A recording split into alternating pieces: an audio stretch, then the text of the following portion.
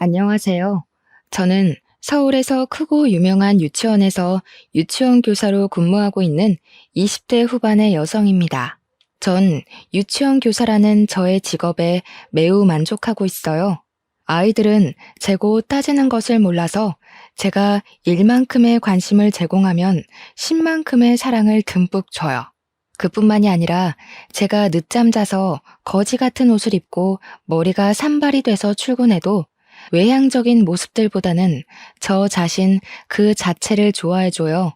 이렇게 순수하고 해맑은 아이들의 눈에서 세상을 바라보면 어려운 일이 쉽게 풀리기도 하고 힘든 일도 재미있는 일로 변하곤 하죠. 이러한 천사들과 함께 시간을 보내며 행복하게만 살던 제게 아주 기막히고 황당한 일이 벌어졌는데 제 사연 한번 들어보세요. 사실 저는 얼마 전까지만 해도 결혼을 앞둔 예비 신부였어요. 저의 예비 남편은 유아 체육 특강 강사였어요. 제가 근무하고 있는 유치원은 일주일에 한 번씩 외부에서 특강 강사가 와서 체육 특강을 해요. 우리 유치원은 체육 특강 시간이 되면 아이들도 선생님도 너무 좋아해요. 아이들은 매일 보던 선생님이 아닌 새로운 선생님과 마음껏 뛰어놀 수 있으니 좋고, 선생님들은 특강 선생님이 아이들과 신나는 시간을 보내주시니 수업에 대한 부담감이 줄어들어서 좋아요. 게다가 체육 특강은 여자들만 있는 유치원에 남자 선생님이 오시니 뭔가 기분 전환도 되고 약간은 설레는 그런 시간이에요. 예비 남편이 진행했던 체육 특강은 아이들의 신체를 더 많이 움직이게 하려고 미니 허들이나 뜀틀과 같은 큰 체육 교구를 펼쳐놓고 진행돼요. 그러다 보니 수업 준비와 마무리를 하는데 시간이 꽤 많이 필요하여 막내인 제가 강사가 오면 함께 수업 준비도 하고 뒷정리도 도와주고 했었어요. 사실 저는 보조 담임이라 제가 잠시 자리를 비워도 주 담임 선생님이 아이들을 봐주실 수 있기에 저는 아이들도 보면서 유치원의 잡다한 업무들을 담당하고 있었거든요.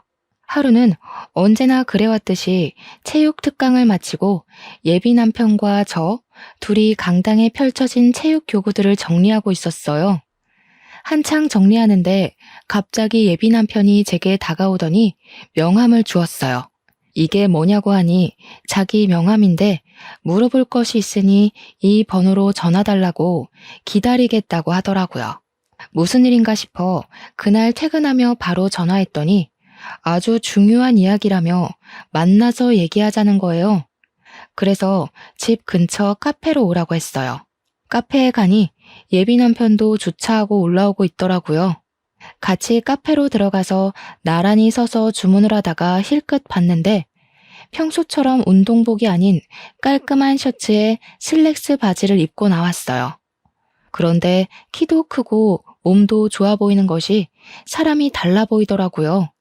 우리는 생과일 주스 2잔을 주문한 뒤 창가 자리로 앉았어요.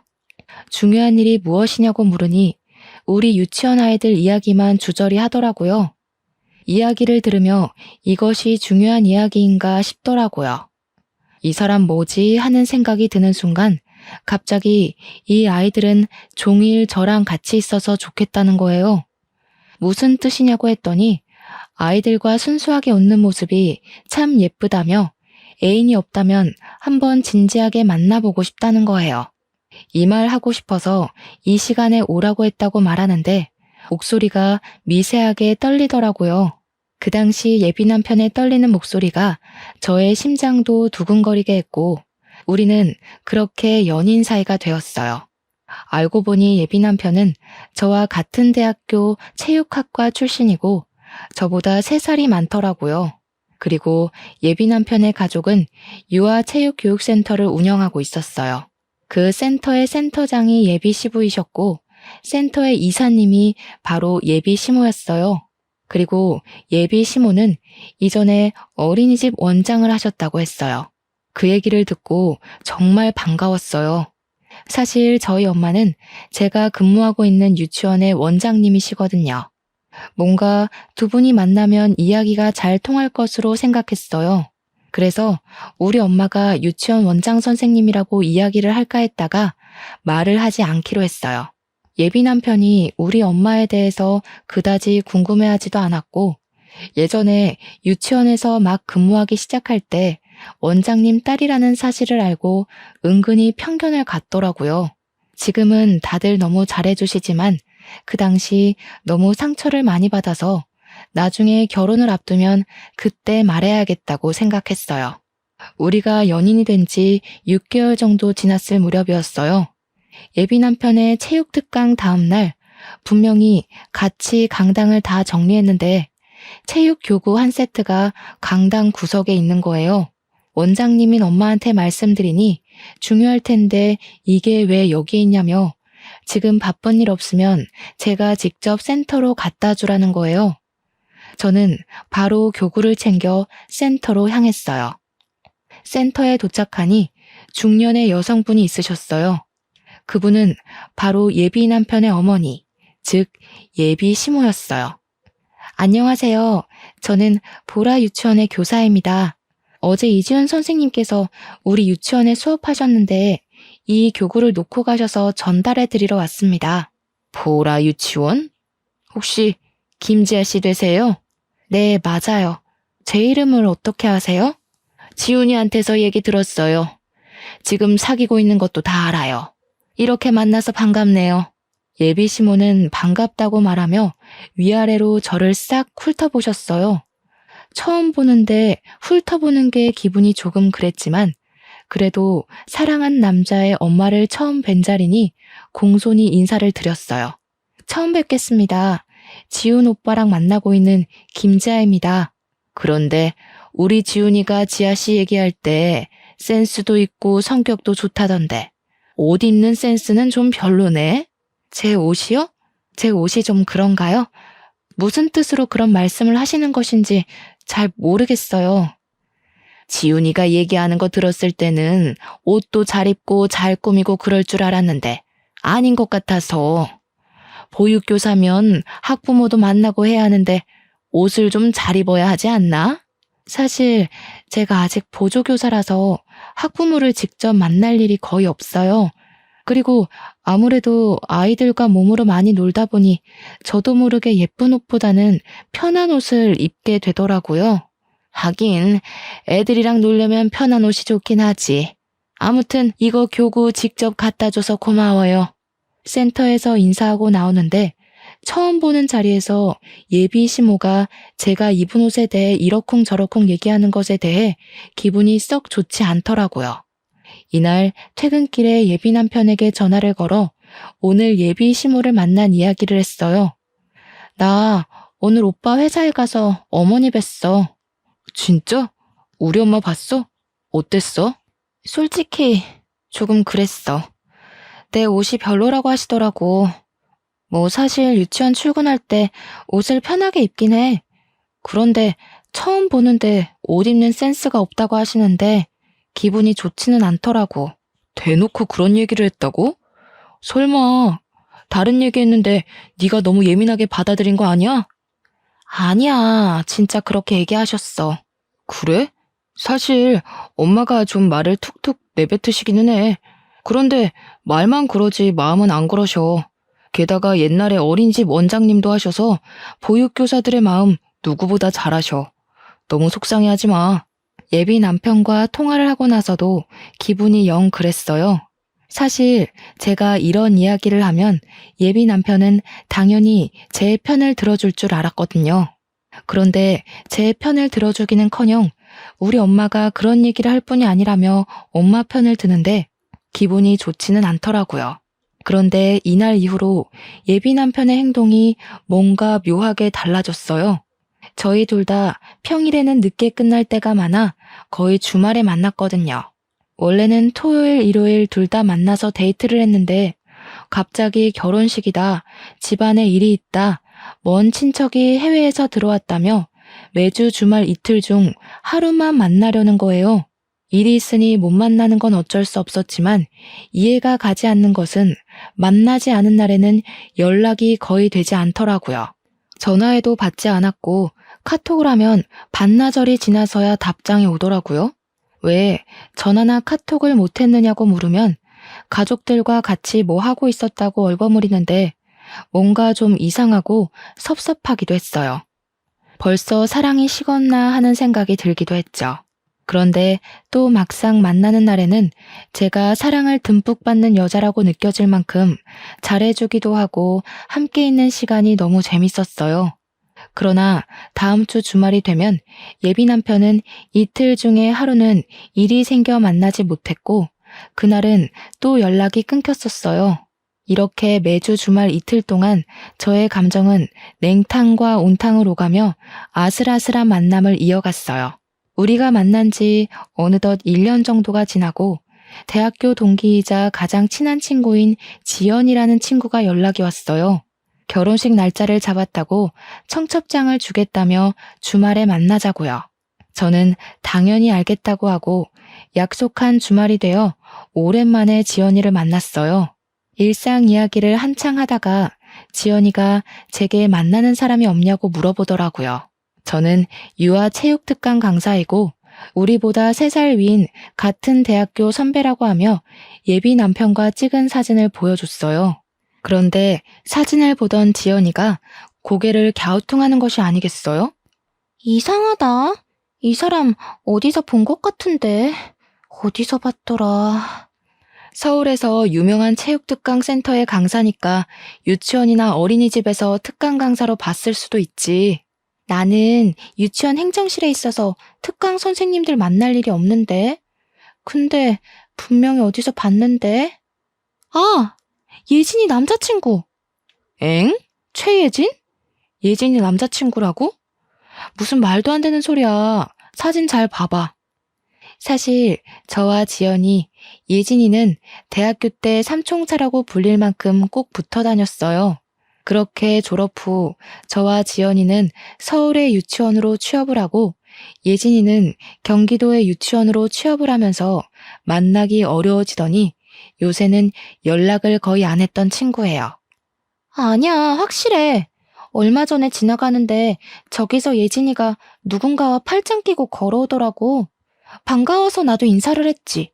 그런데 예진이가 분명히 내 남자친구라고 소개했어. 정말이야? 응. 숫기도 없고 말도 없던 예진이가 거리에서 남자 팔짱을 끼고 걸어오니까 반갑기도 하고 신기하기도 해서 그 남자 얼굴 엄청 유심히 봤단 말이야.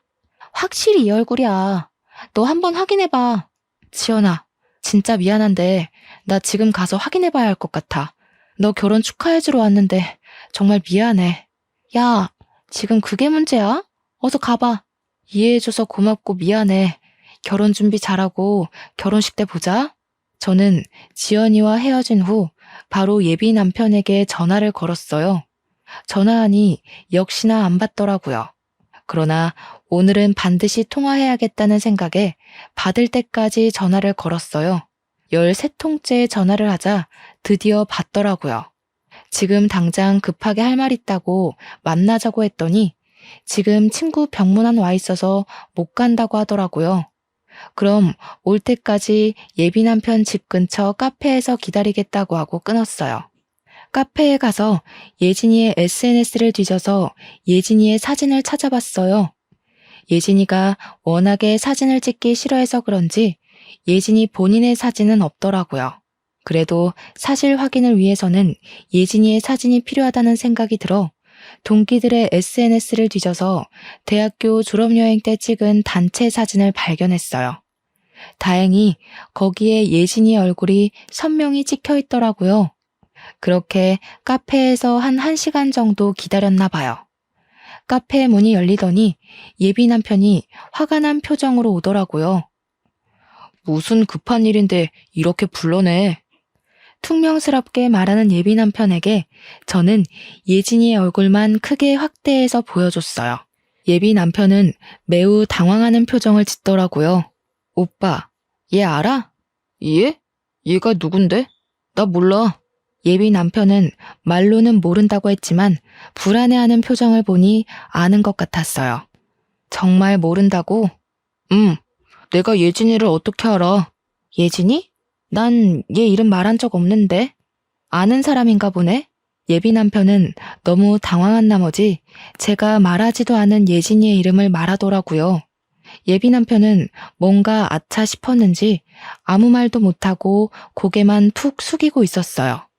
나 오늘 대학교 친구를 봤는데 내가 만나는 사람 있다고 오빠 사진을 보여줬어. 그런데 친구가 하는 말이 예진이가 오빠랑 팔짱을 끼고 가는 것을 봤다는 거야. 이거 어떻게 된 거야?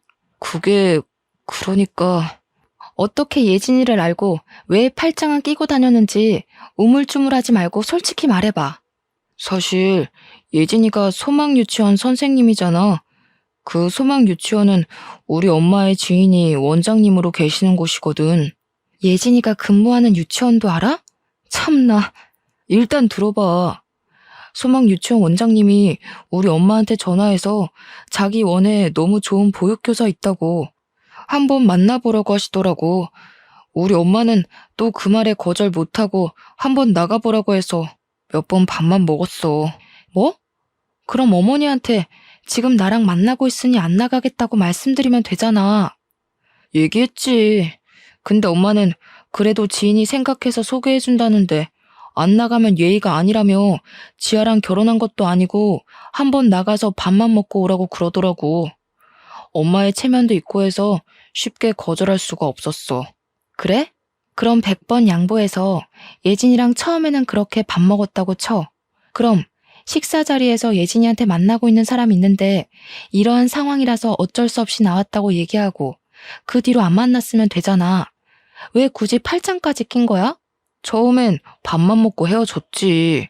그런데 자꾸 만나자고 연락이 오더라고. 그런데 매몰차게 못 만나겠다고 할 수 없었던 게 소망유치원 원장님이 경기도권 유치원에 우리 회사 체육 특강을 많이 소개해 주셨거든. 그래서 요즘에 경기도권 유치원에서 특강을 해달라고 많이 오고 한단 말이야. 이런 상황에서 거절하면 우리 회사도 조금 곤란해질 것 같아서. 그래서 예진이랑 더 만나고 팔짱까지 끼고 걸어 다니셨겠다? 팔짱은 걔가 일방적으로 낀 거야. 나는 마음에도 없었다고. 기가 막혀서 정말 말이 다 안 나온다. 어찌됐든 내가 다 잘못했어. 엄마가 만나보라고 했을 때 딱 거절했어야 했는데 내가 센터 생각하고 엄마 생각하다 보니까 이렇게 됐어. 정말 미안해. 솔직히 예비 남편의 말이 다 변명처럼 들렸어요. 이쯤에서 그냥 헤어질까 생각도 했지만 또 막상 헤어질 생각을 하니 너무 슬프더라고요. 예비 남편이 좋아서 만난 것도 아니고 엄마와 센터를 생각해서 어쩔 수 없이 만났다니 이번 한 번은 눈 감아주기로 했어요. 아주 사랑에 눈이 멀었던 것이죠. 상황 들어보니까 오빠도 어쩔 수 없었겠네. 이번에는 그냥 넘어갈게. 그런데 앞으로는 예진이 절대 만나지 마. 예진이한테도 상황 잘 얘기하고 정리해. 알겠어? 알겠어. 예진이한테 바로 얘기하고 상황 정리할게. 정말 미안해. 그날 후로 예비 남편은 제게 많이 미안했는지 저에게 정말 잘해줬어요. 막말로 제가 죽으라고 하면 죽는 신용까지 할 기세였어요. 그렇게 한 달 정도 지나니 예진이와 예비 남편이 잠시 만났다는 사실이 자연스레 용서되더라고요. 뭐 서로 좋아서 만난 것도 아니고 상황이 어쩔 수 없었던 것이잖아요. 이제 그 일도 잊고 행복하게 만남을 유지하던 어느 날이었어요. 지아야, 이젠 토요일마다 우리 만나지 못할 것 같아. 왜? 무슨 일 있어? 사실 다음 주부터 토요일에 문화센터 특강 잡혔어. 아침부터 저녁까지? 근데 월요일부터 금요일까지 하루도 쉬지 않고 유치원 어린이집 특강 가는데 토요일까지 문화센터 특강을 하면 힘들지 않겠어? 이제 우리도 결혼해야 하는데 돈 모아야지. 결혼하면 돈이 어디 한두 푼 드니? 결혼? 그럼 이제 우리도 나이가 있는데 언제까지 이렇게 연애만 해. 우리도 이제 가정을 이뤄야지. 알겠어. 아쉽지만 어쩔 수 없지 뭐. 나도 돈 착실히 모아두고 있을게. 오빠, 너무 무리하지 마. 알았어. 걱정하지 마. 그리고 우리 엄마가 너 보고 싶다는데 혹시 내일 시간 돼? 내일? 이렇게 갑자기? 그냥 아들이 만나는 사람이 어떤지 궁금해서 그러는 거니까 너무 어렵게 생각하지 마. 너무 갑작스러운 제안이었지만 그래도 이제 결혼도 생각해야 하고 예비 남편의 가족들이 궁금하기도 해서 다음날 바로 예비 남편의 집에 가기로 했어요. 어서 와요. 지훈이한테 이야기 많이 들었어요. 예쁘게 봐주셔서 감사합니다. 과일 좀 사왔어요. 집에 과일도 많은데 어쨌든 사왔으니 잘 먹을게요. 고마워요. 예비 시부는 어서 오며 반갑게 맞이해 주셨지만 예비 시모는 뭔가 불만이 가득한 표정으로 저를 바라보셨어요. 편하게 먹으라고는 하지만 전혀 편하지 않았던 식사가 마치고 제가 사온 과일과 커피를 마시는데 예비 시모가 계속 저를 위아래로 훑어보시더라고요. 지아 씨 부모님은 뭐 하세요? 저희 아버지는 중소기업에 다니시고 저희 엄마는 보라 유치원 원장님이시라고 말하려는데 예비 시모가 말을 가로막았어요. 중소기업? 중소기업이면 돈 얼마 못 버시겠네? 뭐 그래도 생활에 부족하지는 않게 월급 많이 받으세요. 그래봤자 중소기업 월급이 거기서 거기지 뭐. 그래서 그런가 지아 씨는 예전에 센터에서 처음 봤을 때도 옷이 좀 그러더니 오늘도 그러네. 난 그래도 예비시댁에 처음 인사 오는 자리인데 백화점 명품 옷은 아니더라도 좀 좋은 옷 입고 올 줄 알았는데. 사실 제가 패션에 별로 크게 관심이 없어요. 그래서 꾸밀 줄도 잘 모르고요. 그래도 여자인데 좀 꾸미고 다녀야지. 안 그래? 그러다가 나중에 남편이 바람나면 어쩌려고. 엄마, 난 그래도 지아 자체가 좋아서 바람 안 펴. 지아가 결혼해서 주름살이 자글자글해져도 주름살마저 사랑할 거야. 지금이야 한창 뜨거울 때니까 그러고. 젊은 애가 시댁이 될지도 모르는 집에 처음 오는데 집에 있던 옷을 입고 온다는 게 말이 되니? 없어 보이게. 사실 오늘 이 자리가 편한 자리는 아니잖아요. 그래서 안 그래도 불편한데 괜히 새 옷 사서 입고 더 불편하게 경직돼서 있는 것보다는 집에 있는 가장 편하고 깔끔한 옷을 입고 오는 게 더 좋아 보일 것 같아서 이렇게 입은 거예요.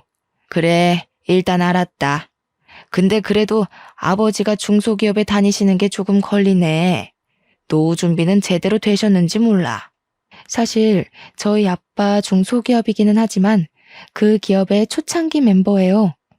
사장님께서 저희 아버지를 절대적으로 믿고 신뢰하고 계시죠.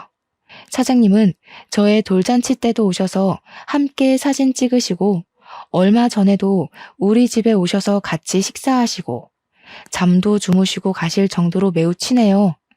그래서인지 월급도 항상 두둑히 챙겨주셔서 지금은 어지간한 대기업 이사만큼 월급을 받으세요. 저희 엄마가 운영하는 유치원은 정원이 300명이나 되고 이 동네에서 가장 크고 유명해요. 투명하고 정직한 운영으로 입소문이 자자해서 아기가 태어날 때부터 대기를 걸어놔야지 4살 때 겨우 입학할 수 있을 정도예요. 그러니 저희 엄마 역시 어지간한 중소기업 사장님만큼의 돈을 벌고 계세요. 첫 만남에 이런 이야기 주저리 하기 그래서 간단하게 얘기한 것뿐인데 중소기업이라는 말만 듣고 우리 집은 경제적으로 많이 부족한 것처럼 말씀하시니 기분이 좋지 않더라고요. 솔직히 가정 형편도 그렇고 너 옷 입는 것도 그렇고 완전히 내 마음에 쏙 들지는 않지만 우리 아들이 널 너무 좋아하고 없으면 못 살겠다니까 결혼은 허락하마. 그런데 우리 집 뭐 하는 집인 줄은 알지? 네. 이 동네에서 유명한 유아체육특강 전문센터로 알고 있어요. 그래. 우리 집 엄청 오래되고 유명하지. 또 우리 친척들도 아주 잘 나간단다. 친척들 대부분이 의사, 변호사, 교사, 흔히 말하는 사자 들어가는 직업이야. 아, 잠깐만. 예비 시모는 이렇게 말하고는 안방으로 들어가셨어요. 저는 예비 시모가 왜 이런 이야기를 이렇게 하시나 의아했어요. 잠시 뒤 예비 시모는 종이 한 장을 들고 나오셨어요. 그래서 말인데 이것 좀 봐봐. 예비 시모가 건네준 종이에는 친척들의 혼수 목록이 빼곡히 적혀 있었어요. 혼수가 좀 많지? 그런데 어쩌겠니? 사업하는 집안은 이 정도 다 한단다. 그런데 중소기업 월급으로 이걸 다 준비할 수 있으려나 모르겠네. 일단 너희 부모님께 말씀드려보고 다시 얘기해보자꾸나. 솔직히 말해서 친정 부모님 앞으로 된 땅도 있고 할아버지 유산도 있고 부모님이 절대 적지 않은 월급을 받으시니 혼수를 하는 것은 크게 문제되지는 않았어요. 그런데 예비 시모가 말끝마다 경제적으로 은근히 저희 부모님을 깎아내리시는 태도가 마음에 들지 않았어요. 저희 엄마는 아무리 어린 사람을 만나도 꼬박꼬박 존댓말을 쓰시고 학부모님들이 매일 씻지 않고 잠옷 차림으로 아이들을 맡기러 오셔도 거기에 대해서 아무 말도 하시지 않거든요. 오히려 선생님들이 뒤에서 수군대면 함부로 겉모습을 판단하는 것 아니라며 크게 혼내셨어요. 그런 엄마 밑에서 자라서 그런지 예비 시모의 말투며 행동이 정말 마음에 들지 않았어요. 그래도 실은 내색하지 않고 표정 관리 잘하며 무사히 예비 시댁과의 첫 식사 자리를 마쳤어요. 예비 남편은 저를 데려다 준다고 차에 타라고 했어요. 우리 집에 처음 온 소감이 어때? 기분 상하지 말고 들어. 솔직히 기분이 좋지는 않아. 옷 입는 것으로 뭐라고 하셔서? 우리 엄마가 어린이집 원장님이었잖아. 아무래도 여자들이 많은 직업이다 보니까 옷 입는 그것에 관해 관심이 좀 많으셔서 그래. 자기를 잘 꾸밀 줄 아는 사람이 가정도 잘 챙기고 일도 잘한다고 생각하셔서 그래. 그렇게 생각할 수도 있긴 하지만 그래도 정식으로 처음 보는 자리에서 없어 보인다고 대놓고 말씀하시는 건 좀 그런 것 같아서. 우리 엄마가 말만 그러지 사실 속은 또 엄청 여리셔. 그 부분은 내가 엄마한테 잘 얘기해 볼게. 이제 너 나랑 같이 살 사람이니까 말 좀 좋게 하라고. 그리고 또 말이야. 또? 혼수 말이야. 이거 진짜 다 해야 하는 거야? 우리 엄마 생각은 우리가 지불해가니까 이 정도는 받아야 한다고 생각하셔. 요새 집값이 좀 비싸니? 살만하다 싶으면 거의 10억 가까이 되는데. 그래서 그런 거야. 왜? 많이 부담돼? 솔직히 너무 과한 것 같아서. 요새도 이렇게 친척들까지 다 챙기나 해서. 하긴 솔직히 혼수 비용이 부담되기는 하지. 일단 그 부분은 내가 엄마한테 다시 말해볼게. 아마 엄마도 정말 다 해오라고 말씀하신 건 아닐 거야. 분명히 나한테는 여자만 데리고 오면 혼수고 뭐고 아무것도 필요 없다고 하셨거든. 그래, 알았어. 오빠만 믿어. 내가 다 해결할게.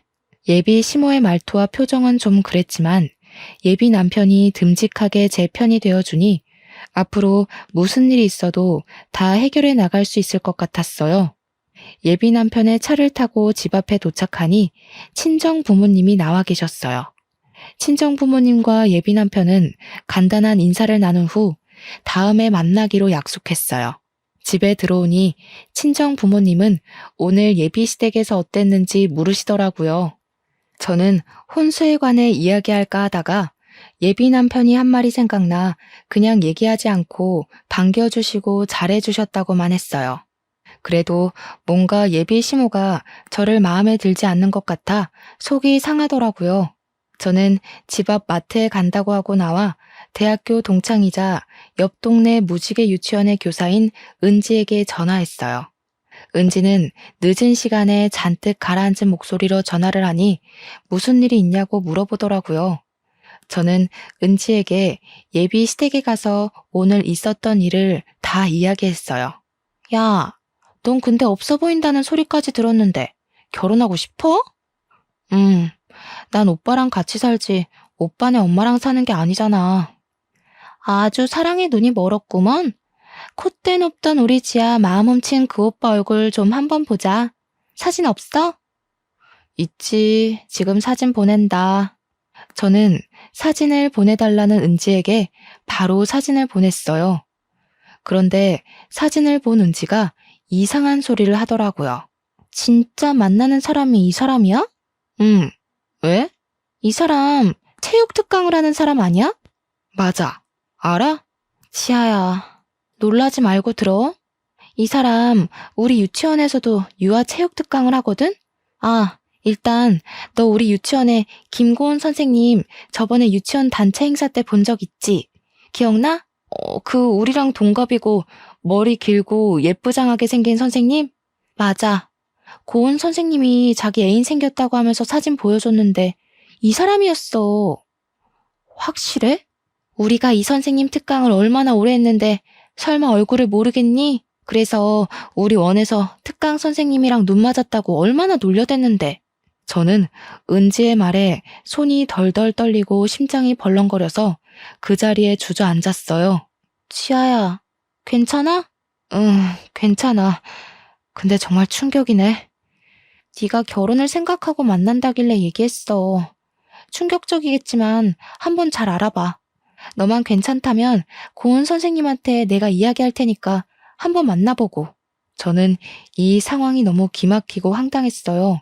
예비 남편은 이미 다른 여자를 만난 전적이 있는 사람이잖아요. 그때는 분명히 엄마의 체면과 센터를 생각해서 어쩔 수 없이 만났다고는 했지만 정말 그런 것인지 아니면 본인이 원해서 만난 것인지 하는 의심이 생기더라고요. 그 일 후로 갑자기 문화센터 특강을 잡은 것도 뭔가 수상쩍고요. 저는 저와 김고은 선생님 그리고 예진이 셋이서 만나 정확한 상황을 확인해 봐야겠다고 생각했어요. 은지에게 다시 전화를 걸어 김고은 선생님 전화번호를 알아낸 후 다음날 셋이 카페에서 보기로 약속을 잡았어요. 제가 먼저 이지훈이라는 유아체육 강사를 아느냐고 물어봤어요. 그랬더니 예진이는 이 사람이랑 결혼하려고 얼마 전에 상견례를 하고 결혼식 날짜를 잡았고 김고은 선생님은 어제 만나서 결혼하자고 약속을 했다고 하고요. 그 이야기를 듣고 저는 어제 지훈이 오빠 집에 다녀오고 상견례 날짜를 잡았다고 하니 예진이와 김고은 선생님이 깜짝 놀라더라고요. 예진아, 혹시 너한테도 그 엄마라는 사람이 혼수 목록 쫙 뽑아서 줬어? 그거 해야 한다길래 알겠다고 했지. 좀 과하긴 하더라고. 설마 우리 중에 혼수 다 해오는 집이랑 결혼시키려고 그러는 건가? 참네. 과한 혼수 목록 뽑아놓고 이거 다 해줄 수 있는 집이랑 결혼하려고 그러는 건가? 아들 결혼시키면서 한몫 단단히 챙기려고? 진짜 이거 쓰레기 집안이네. 가만둘 수 없어. 지금 전화해서 따질까? 우리 셋은 그 집안 사람들에게 놀아났다는 생각에 너무 화가 났어요. 상견례까지 하고 결혼 날짜까지 잡았다는 것은 우리뿐만 아니라 우리 가족까지 가지고 논 것이잖아요. 정말 화가 너무 나서 일방적으로 그냥 헤어지자고 하기엔 뭔가 속이 후련하지가 않았어요. 정말 깜짝 놀랄 복수를 하고 싶었죠. 저희는 셋이 모여 그들에게 복수할 계획을 짰어요. 우리 셋이 만난 그 다음 주가 제 상견례 날이었어요. 제가 상견례를 위해 예약한 식당은 룸이 있는 한식당이었거든요. 원래는 단독 룸으로 예약했는데 가운데 미닫이 문이 있는 장소로 예약을 변경했어요. 즉, 가운데 문을 열면 대규모 룸이 되고 가운데 문을 닫으면 2개의 룸이 되는 곳이었죠. 그곳에서 한쪽에는 제가 상견례를 하고 다른 쪽에는 예진이와 예진이 부모님, 고은이가 다 대기를 하고 있다가 결정적인 순간에 다 같이 나와 이 사람들을 놀라게 하며 복수하기로 했어요. 그날 복수할 계획을 철저히 세운 후 집에 들어와 부모님께 사실 예비 시댁은 이런 사람들이었고 나는 이 사람과 결혼을 못할 것 같다고 파혼하겠다고 했어요. 그리고 우리의 복수 계획을 낱낱이 말씀드렸죠. 부모님은 처음에는 굳이 이렇게까지 일을 벌여야겠냐며 사람 일은 나중에 어떻게 될지 모르니 그냥 조용히 헤어지라고 하셨어요. 저는 저한테만 그러면 이렇게 화도 나지 않겠지만 우리 가족들까지 이 사람들이 가지고 논 것 같아서 너무 화가 나서 견딜 수가 없다고 말씀드렸어요. 부모님은 저의 이야기를 듣고 제 계획에 동의하셨어요. 드디어 대망의 상견례 날이 다가왔어요. 우리 가족과 예진이네 가족, 고은이는 1시간이나 일찍 와서 가운데 미닫이 문을 닫고 그들을 기다리고 있었어요. 약속한 시간이 되고 예비 시댁 가족이 왔어요. 형식적인 인사를 나누고 밥을 먹고 있는데 예비 시모가 또 어이없는 말을 하더라고요. 근데 우리 바깥 어르신은 그냥 일반 회사 다니신다면서요? 그럼 요새 집값도 비싼데 괜히 집 구하고 뭐하고 하지 말고 그냥 우리 집에서 애들 시작하게 하는 건 어때요? 아무리 그래도 지아도 일하는데 시어른들 모시고 사는 건 아닌 것 같은데요. 안 싸돈. 우리 이제 가족인데 서로 같이 살며 정부치고 살아야죠. 저희야 시집 구하는 거 어렵지는 않지만 그 집안의 가전제품이나 가구들 다 드리려면 사돈도 부담스럽지 않겠어요? 저희한테 혼수도 준비하셔야 하는데. 혼수요? 지아에게 혼수 얘기 못 들으셨어요? 예. 너 엄마한테 얘기 안 했니? 예비 시모는 왜 모르냐는 표정을 지으며 이전에 제게 보여준 친척들의 혼수 목록을 저희 부모님께 보여드렸어요. 저희 친척들이 다들 사자 직업을 가졌거든요. 의사도 있고 변호사도 있고 뭐 그래요. 그래서인지 다들 결혼할 때마다 아주 혼수가 빵빵해요. 저도 많이 받았고요. 그래서 이 정도는 기본으로 하셔야 해요. 사돈, 그래도 이것은 너무 과한 거 아닌가요? 어머, 우리 바깥 사돈 모르는 소리 하시네. 요새 이 정도는 기본이에요.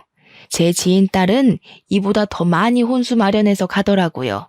이 정도도 못하면 사실 고민이 좀 될 것 같은데. 그래요? 다들 이 정도 혼수는 준비해 가나 봐요. 그럼요. 사실 저번에 우리 아들 쫓아다니던 여자애가 한 명 있었거든요.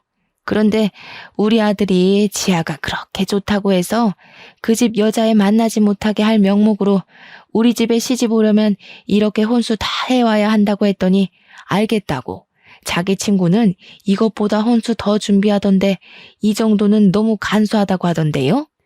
예비 시모가 온갖 시건방진 표정으로 한창 얘기하는데 중간 문이 열렸어요.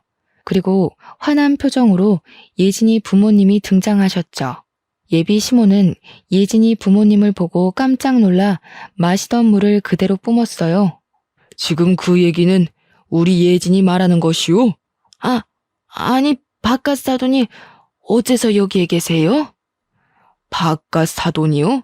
도대체 당신의 바깥 사돈은 저분입니까? 아니면 저입니까? 지금 이게 뭐 하시는 짓입니까? 이보세요. 순진한 애들 끼어서 이게 지금 뭐 하는 짓이에요? 진짜 이 사람 안 되겠네. 제 아들 결혼시키면서 장사하세요? 장사라니요. 사실이지 않나요? 아들 결혼시킨다는 명목으로 이 집 저 집 부모들 만나며 어느 집에서 돈을 더 많이 뜯어낼 수 있는지 저울질하고 있었던 것 아닌가요? 아니에요. 무슨 그런 섭섭한 말씀을 하세요. 저 나름 사명감 가지고 어린이집 원장까지 했던 사람입니다. 제가 설마 그랬겠어요? 그게 아니면 뭔데요? 저는 제 딸 이 집으로 시집 못 보내니까 그런 줄 아세요. 애들 결혼 없었던 일로 합시다. 저도 예진이 이 집 못 보냅니다. 결혼 다 없던 일로 해요. 그러시지들 말고 잠깐 제 얘기 좀 들어보세요. 무슨 얘기요? 이 상황에서 할 얘기가 더 남았나요? 저는 할 얘기 없습니다. 같이 얘기하는 시간도 아깝네요. 지금 당신 머리털 다 뽑아버리고 싶은 거 꾹 참고 있으니까 더는 붙잡지 마세요. 예진이 부모님은 예진이의 손을 잡아 끌고 그 자리를 나왔어요. 저와 저희 부모님도 그 뒤를 따라 식당을 나왔죠.